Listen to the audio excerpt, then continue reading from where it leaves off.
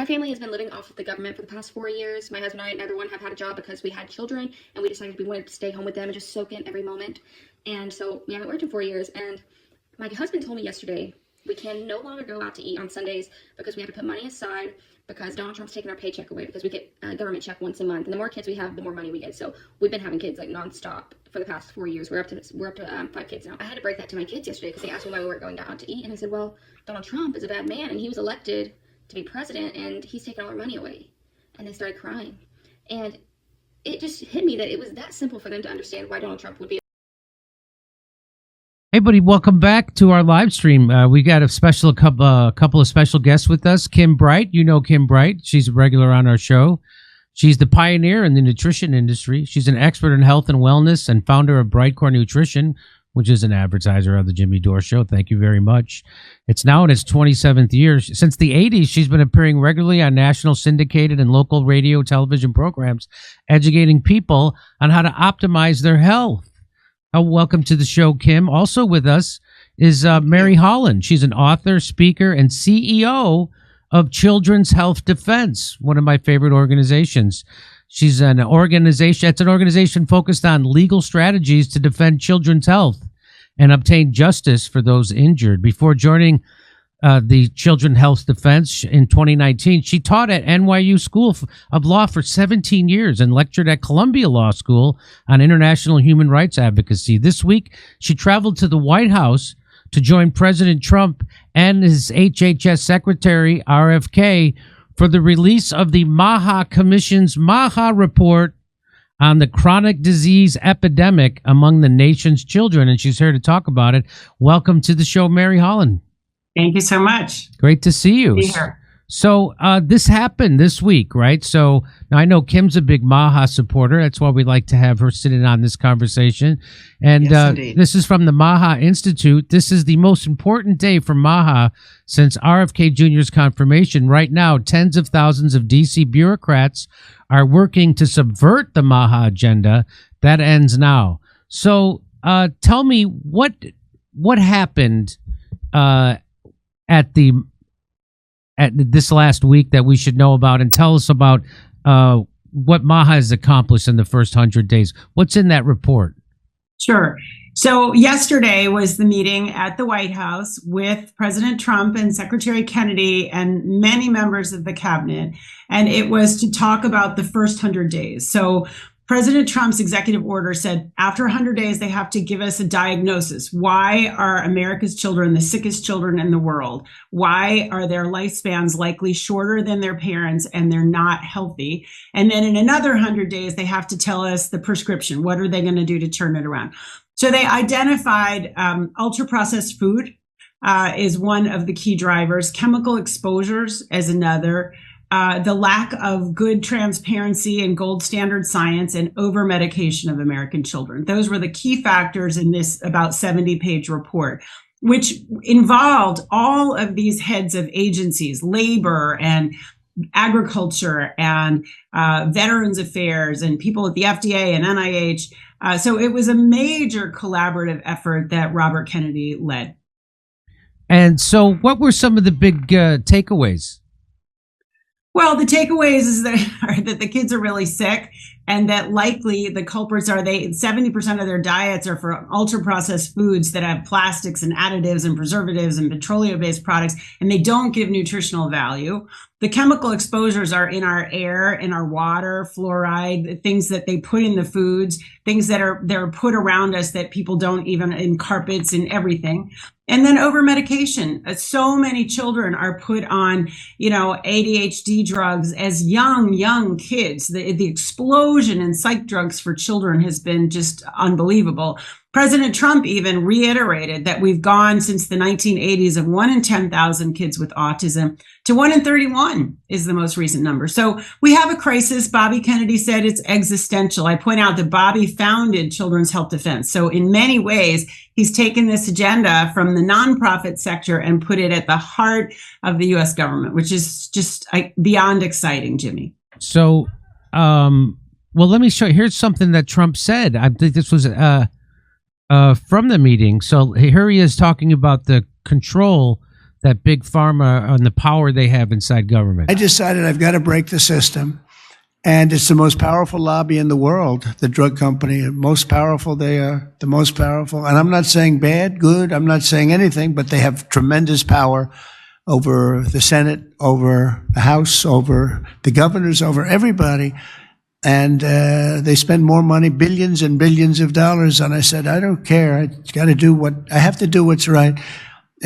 So that's kind of momentous for a president of the United States to talk about the strength of the pharma lobby and the control on the government, is it not? Oh, it's huge. And Bobby Kennedy in that ceremony, Jimmy said, I've met every living president since my uncle died. And this is the first president that I've met who's been really willing to stand up to big industry this way. Now, the proof is in the pudding, but it was major for these people to come together and articulate that they're going to end this control of our health regulatory agencies by pharma. So, would you say overall you're happy with what's in the Maha report of the first 100 days? It's a great beginning, Jimmy. It is not the end by any stretch of the imagination. There's a lot more that needs to happen. But this was the prescription. This was the diagnosis, not the prescription. So it's a great start. It's unprecedented, and I'm encouraged. Kim, now how do you see the first 100 days? I think it's great. And I'm so excited for this because I've been working with people for almost 50 years. I got called crazy when I said, let's take the chemicals out of your, get your carpet out of your house. People thought I was crazy. Doctors said, don't listen to her. Food's got nothing to do with your problems. I mean, back in the day, it was nuts. The one thing that I didn't notice on there that I would really encourage, and I feel very honored to be on with you, Ms. Holland, and I'm so proud of what RFK Jr. is doing, and all of you, I just, from the bottom of my heart. But, with all these kids having these chronic diseases, and when did they really start to kick in? We're looking at back in the 80s, right? Well, one thing that I don't think has been really being addressed are the EMFs. We didn't have cell phones back then. We didn't have all the computers. We didn't have 5G. We didn't have all of these things bombarding our cells. And science, there's a lot of science on this stuff. And I think that I would really respectfully ask that if you could, talk about them with this kind of thing and investigate this as well as all the chemicals that are everywhere in the skies, in the air. I know it's a huge, it's almost incomprehensible the amount of chemicals that they have dumped into us. And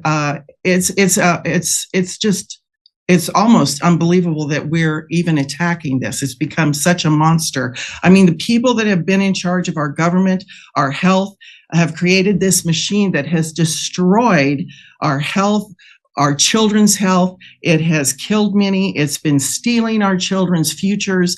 And I just can't thank you all enough for everybody stepping up to the plate. And it all started with the leader of the band, with President Trump. So I'm excited. It's all about, you talk about how our food got so poisoned and our water is everything's full of chemicals and our ultra processed food. That's because of the regulatory capture of our agencies, right? The FDA, the CDC, Big Agra has isn't that the big problem? And so RFK has this history of standing up to chemical companies and winning, and standing up to big pharma and winning. And so he's the perfect person to take this on, correct?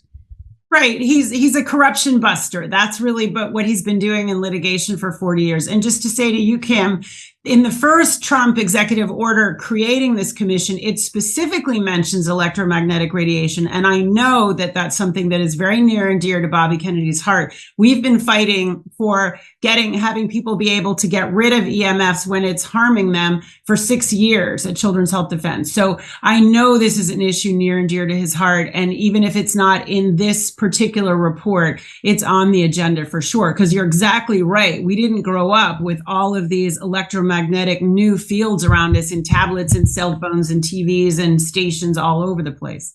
And so, I know directly, and I'm so happy to hear that. Thank you for telling me that. But I know when I canceled children that had cancer and other people, and I'd go to their house and they're living under these big huge electric wires, and I'm like, you've got to move, and I looked at everything, and that's why they were trying to call me crazy, because they were like, what is she talking about?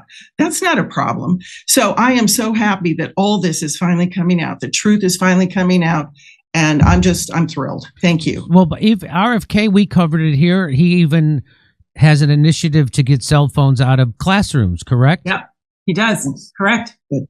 And, cell phones, they talk about, Bobby has talked about how they can even cause cancer, right? Am I right about that?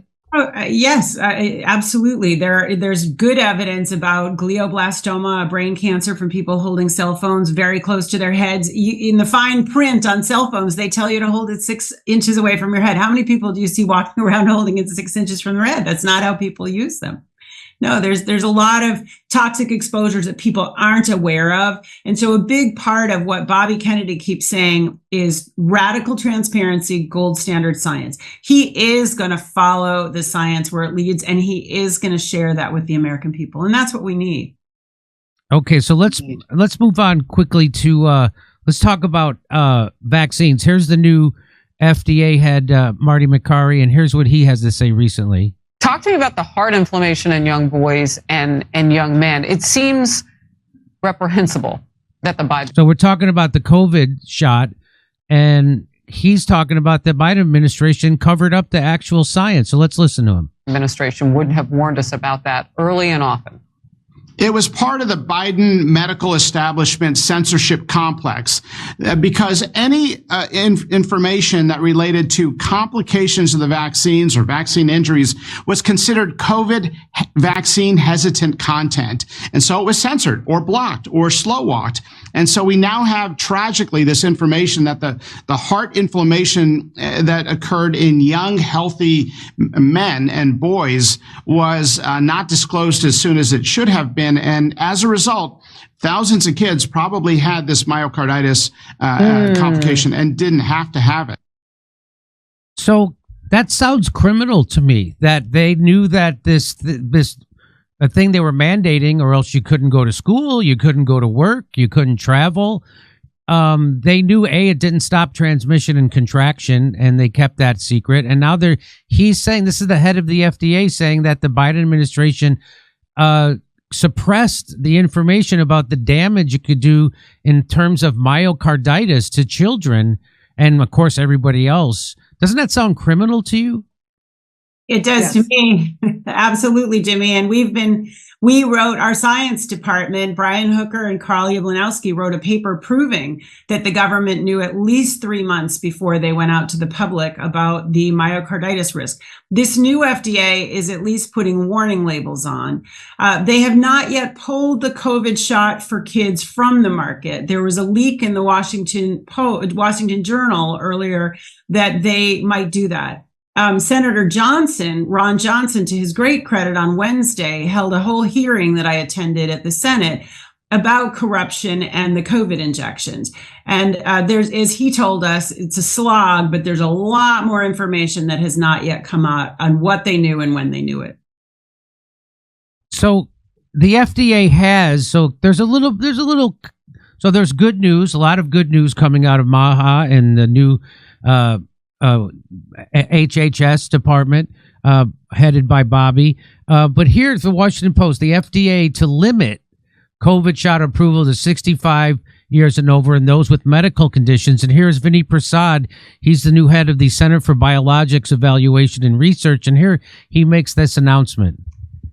So based on prior immunologic endpoints, that means proof that the vaccine can create antibodies in people, companies can apply for and we will consider approval for 65 and older and or people at high risk of severe COVID-19. So if you're older than 65 or you're high risk for COVID-19, we're going to use the immunologic endpoints we've been using to grant approval. This is a tremendously broad category. This effectively means 100 to 200 million Americans, those with the most favorable benefit to harm balance, will be covered by such approvals. The CDC has a has a list of the conditions that qualify as high risk for severe COVID-19. You can peruse the list. It's also in our New England Journal paper. It is a broad list. There's a lot of things on this list. I'll just highlight a few. Obesity is on this list. Physical inactivity is on this list. Mood disorders, including depression, is on this list. And all immunocompromised conditions are on this list. In other words, at-risk Americans can be reassured that they will be covered by such approval. So some people are pushing back. So that was good news to hear. I mean, that's a night and day change from the old administration. But a lot of people who are in the medical freedom space are saying it's not enough. And so Mary Talley Bowden, who we're all familiar with at this show, she says he is very careful not to mention that pregnant women are actually on the list of high-risk patients because he knows people will freak out, but they are on the list. Pregnant women will continue to get these shots without placebo-controlled trials. And so, in fact, here it is. The FDA will no longer recommend annual COVID vaccinations for healthy people younger than 65, but adults over 65 and anyone 6 months who has a one or more chronic underlying health conditions such as asthma, cancer, diabetes, or pregnancy. So they're still recommending, they're still going to cover that this for someone who's pregnant. Does that sound? Tell me about that. Our position is that these mRNA shots are not ready for prime time. You know, over 20,000 deaths have been recorded in the adverse event reporting system. We think they should be taken off the market. This has been our position for a long time. It's certainly generally the position of the health freedom movement. However, Bobby Kennedy has said as secretary from the beginning, we are not going to take people's vaccines away. And so what this is doing is enabling insurance coverage. My hope is that with greater transparency, very few people are going to be going to get these boosters going forward. But this was a kind of clearly a compromised decision by Drs. Prasad and McIlhany, and it's concerning. It's concerning that they know better. It was what a lot of people are saying, because if you listen to certainly Vinny Prasad before, I mean, right. and of course the head of the NIH, right? Dr. Jay Bhattacharya, he talks about how you don't know, they can't control for what they're actually putting in you and where it's going. And that he said that it's going to take a couple of more Nobel Prize discoveries or inventions to make the mRNA vaccine platform worthy. And so, in fact, here, this also happened this week. This is Sarah Brenner. Right. She began working at the U.S. Food and Drug of FDA in 2019. She served as the chief medical officer for in vitro diagnostics and associate director for medical affairs in the Center for Devices and Radiological Health. She was also the acting commissioner of the FDA on January 24th, 2025, and now she's a deputy one. Well, listen to what she had to say. She actually, when she was working at the FDA, as the chief medical officer for in vitro diagnostics and associate director for medical affairs, she did not take her COVID shot because, well, listen to what she says. Well, as somebody who's in a position to know, did you choose to take any of the vaccines? Are you free to disclose that? I did not. She did not. And what was the reason that you chose not to get vaccinated? It was unknown at the time what the biodistribution patterns of those products were, and in my case in particular, what the excretion would be in breast milk. That was my primary concern. And that exposure I was very concerned about. And have events since then confirmed you in your choice? I believe so. So that sounds like it's its own little scandal happening right now. There she is admitting, as she's the deputy director of the FDA, that she didn't take her COVID shot when she was pregnant, and her reasoning for doing so has actually been confirmed. So now she knows for sure that it's a bad idea. It sounds like that's what she's saying, that it's a bad idea for women who are pregnant to take it, yet the FDA is still recommending it. And that sounds crazy to me. I mean, Jimmy, I'd like to say something here, because this is where I have divergence on this. I think we need to educate people on, how their gut impacts their immune system and to put the focus on the gut health rather than needing something to change a symptom into another symptom and putting more drugs in the body. I really think we need more education on that, Jimmy. Okay, we're gonna talk about that in our next segment with you, about the importance of gut health. And you know what's weird is that there was a Substack by Marianne Damasi, and she also talked about this doctor who spoke up in real time, and she says her concerns echoed those raised in 2021 by Canadian immunologist Dr. Byron Brittle, who first exposed internal documents from Japan's regulatory agency showing that LNPs didn't remain at the injection site, but traveled throughout the body and accumulated in organs, including the ovaries, liver, spleen, and bone marrow. At the time, Brittle's warnings were aggressively dismissed. His reputation took a hit, and he faced institutional censure from the university where he was a professor for speaking out against the vaccine mandates. So a lot of people are saying, well, boy, it would have been more helpful had she had the courage of this doctor when she was turning down her vaccine as she was one of the heads of the FDA. She didn't speak up at that time, and now she's even presiding over. So would you see this as kind of a scandal? I'm sorry, Mary, that's for you, Mary. Yeah. Again, you know, I think there were people who did stand up and fought in the federal government. You know, I don't know on what basis she didn't take it, to be honest with you, Jimmy. It is concerning, and I'm glad that that she had doubts about it and that she did have the courage to say no, and that she's still there. She's obviously somebody with a lot of knowledge of how the FDA works. It was an incredibly divisive issue within the federal workforce, and thousands of people lost their jobs, and many of them at that conference that you mentioned was Feds for Freedom. And those were the federal workers who are still suing the federal government for what they believe, and I agree with, was an illegal mandate.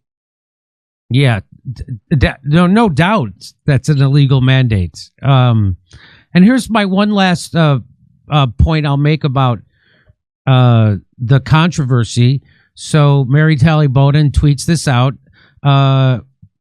She says they don't care that we don't trust them again, meaning the medical profession or the regulatory agencies. She says, so she tweets this out, a significant part of Dr. Oz's strategy involves utilizing artificial intelligence to improve healthcare delivery. He proposes the use of AI avatars as cost-effective and scalable solutions to extend access to care. For instance, an AI appointment could cost around $2 per hour compared to $100 an hour for traditional doctor visits, potentially reducing healthcare costs. What do you, Mary, what do you think of that? What do you think of this push now inside the agency to have AI? Well, I don't know about that proposal, Jimmy, but I do know that one of the things that Bobby Kennedy is trying to do and has to do is to analyze millions and millions, billions of medical records to get to gold standard science and really understand the epidemiology. They're going to have to go through Medicaid and Medicare data, and it's really important that they do. And I know that they are looking to use AI and machine learning as a tool to get at some of these answers of what is causing autism, what is causing asthma, what is causing these severe allergies. I personally think that that's an incredibly important tool that's available that they should be using. And of course, it's not definitive, but they should use the tools at their disposal. Using it for patient care, I'm less clear about that one. Yeah, it seems like that's what she's speaking to. What do you think of this, Kim, using the AI? Do you think that because, you know, practicing medicine is an art form, correct? And this kind of puts it in the hand of a machine, and then wouldn't it be easily just to be programmed by big pharma propaganda? What do you say, Kim? Well, I can see both sides, but I'm not really liking AI. Again, for the reasons that you just mentioned, but I can see that they need to use AI because of President Trump is embracing this They need to look at this. We're advancing. China's advancing. I mean, there's so many pieces to this puzzle here. But my own opinion on this is that we need to go back to more common sense. We need to get back. For me, having helped people for almost 50 years, I know what causes these things. I've changed their environments, their diets, and things up, and voila, they no longer have these problems. And it's simple to me. It's common sense. It's getting back to what, we were originally supposed to be eating, how our environments were supposed to be. And so for me, using these kind of tools is foreign to me. And I understand they're coming in, but to me, if we get back to common sense and realize that we've got over 10,000 different chemicals invaded into our food systems, whether it's in the soil, through farming, through the chemtrails in the air they've been dumping on us for all these many, many decades. The whole thing here is the GMO seeds. I mean, there's so many aspects. The vaccinations that had the mercury in it, the aluminums, the polysorbate 80, all those kind of things. I can go down a list and tell you, because I've been doing this for almost 50 years and helping so many people, all ages and all different ways of, what are levels of health.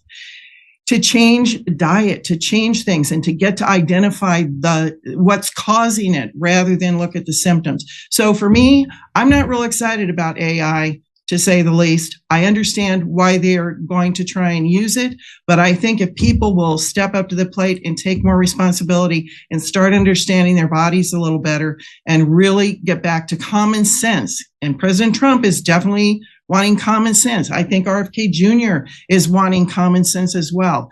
So this will be an interesting progression as we roll these things out. But I do understand that they're there. It's a future. But I don't think we should let go of our past and what has worked for generations in having clean food, clean air, clean water. You get those things cleaned up, guess what?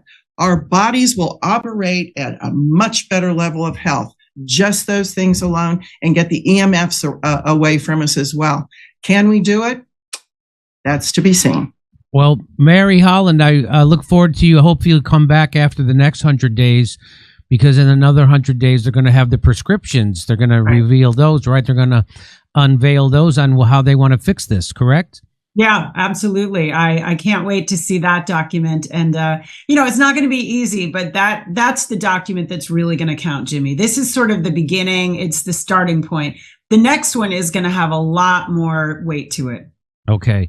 All right, Mary Holland, thank you so much from the Children's Health Defense Organization. I appreciate your time. Thanks for weighing in, and we look forward to talking to you again. Thank you so much. My pleasure. Okay. Kim, you stick around, and we're going to throw it to... Nice to meet you, Mary. Likewise, Kim. Okay, we'll throw it to Steph for a minute. You know what? That was great. I believe we met, Mary, briefly when you did that one event in, I think it was D.C., when you spoke at the one... what was the event that you did after you did an interview with Russell Brand?